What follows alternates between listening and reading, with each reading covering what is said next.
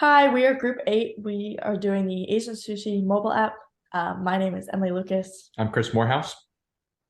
I'm Eric Bodavichus. And I'm Nick Callahan. So just for a quick overview of the project, as a reminder, mobile app for Asian Sushi, the main functionalities we wanted were mobile ordering, account functionality with a sign-up reward for first-time users, and then an hours locations page, a menu page, an announcements page, and then most recently an admin website where the owner can update this data. And all of these pages basically came from Asian's existing website and the functionality that it has. So a quick look at our sprint backlog. The main priority of the sprint was just to make sure that all of our functionality was in place for handoff to our client at the end.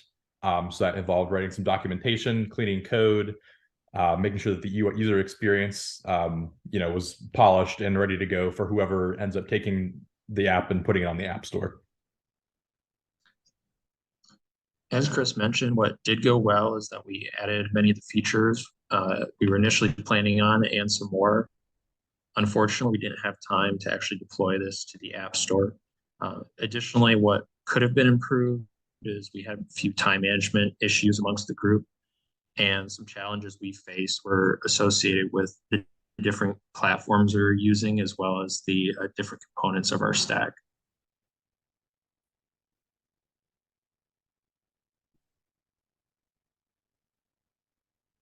You're muted, Eric. I apologize. Not a lot has changed here on the home screen. Simple interface based on the client specifications, but Chris can talk about what has changed. Yes, so we added links to the user's social media accounts. So if you tap on any of these buttons, Twitter, Instagram, or Facebook, it will open up their respective apps, with the exception of Facebook opens up in a web browser. The menu page is mostly the same. However, on the back end, there's been some simplification to make it easier to adjust the formatting properly. And additionally, some consistency was added between the different pages in the app. And for the hours and location page, the only thing that's really changed is the addition of a button that allows you to open the map, your local maps app, with the Asian location on the screen. And for both the menu and the hours location pages, we added some handoff documentation for anyone else who picks this up in the future.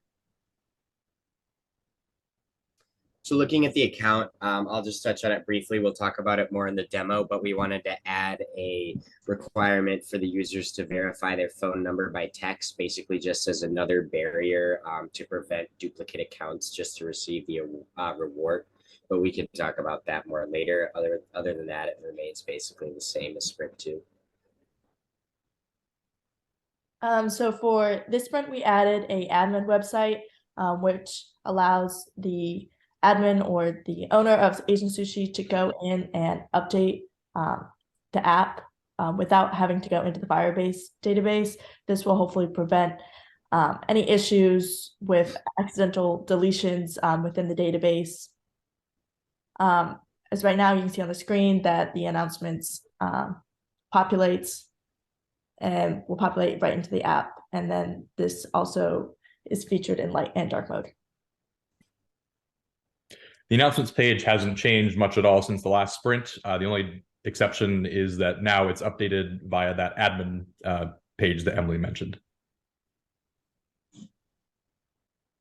Here's our demos. So yeah, into our demos here. Here's the home page with the mobile ordering functionality. So that remains the same. It's the client's SkyTab payment provider.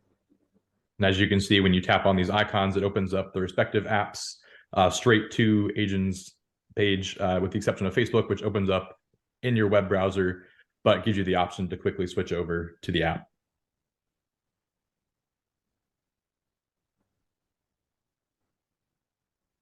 The menu page hasn't really changed, but you still can scroll through the pages as well as adjust between the tabs.